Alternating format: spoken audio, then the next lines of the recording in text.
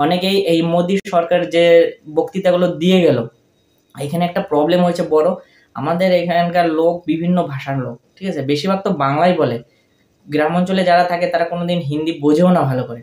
কিন্তু কেন্দ্র সরকারের থেকে যখনই কোনো বক্তৃতা আসে, কোনো প্রকল্প চালু হয়, সেটা হিন্দিতে বক্তৃতা দেয়, কিন্তু সেটা সাধারণ লোকজন বোঝে না। कांग्रेस के राष्ट्रीय अध्यक्ष ने क्या कहा, आप सुनकर के चौंक जाएंगे।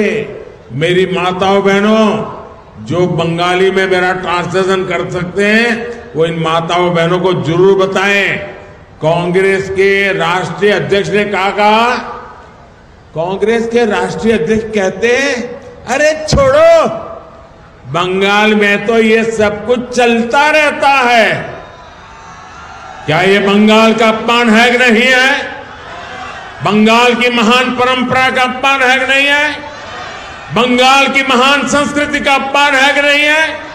बंगाल के वीर पुरुषों का अपमान है कि नहीं है? बंगाल के संस्कार प्रिय नागरिकों का अपमान है कि नहीं है?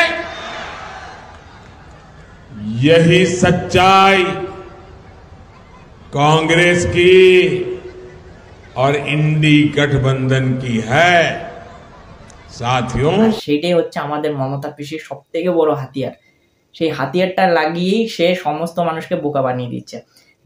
রাস্তার জন্য, মানুষের ঘর বাড়ির জন্য, সমস্ত কিছুর জন্য, কিন্তু জল ব্যবস্থার জন্য, মানুষের সহযোগিতা করার জন্য যে প্রকল্পগুলো আছে সবকিছু কিন্তু আমাদের পশ্চিমবাংলায় আসে, কিন্তু আমাদের মমতা পিসি সেগুলো কোনোদিন লাগু হতেই দেয় না।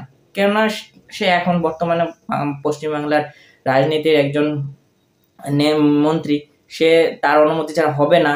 আর সে দিতেও জানা যে যদি মানুষ জানতে পারে যে এইগুলো মোদী সরকার করেছে, তাহলে তো আর মমতা পিসির কোনো রক্ষা নাই, কোনোদিনও মমতা পিসি সাপোর্ট হবে না। তাই সে অনেক সময় এই প্রজেক্টগুলো থেকে বাতিল করে দেয়, আর সেই প্রজেক্টগুলো এমনভাবে চালনা করে, টাকা পয়সা তো অনেক সময় নিয়ে নেয়।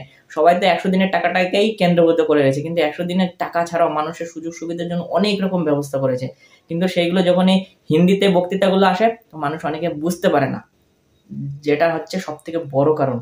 আর এই কারণেই বাংলার মানুষ এখনো পিছিয়ে আছে। যেদিন বাংলা মানুষ একটু একটু বুঝতে পারবে যে হ্যাঁ, মোদী সরকার কি কি বলে গেছে আর আমাদের কি কি দিচ্ছে, সেই দিনই মমতা পিসি আউট। ঠিক আছে, এটা হলো এখন স্বাভাবিক।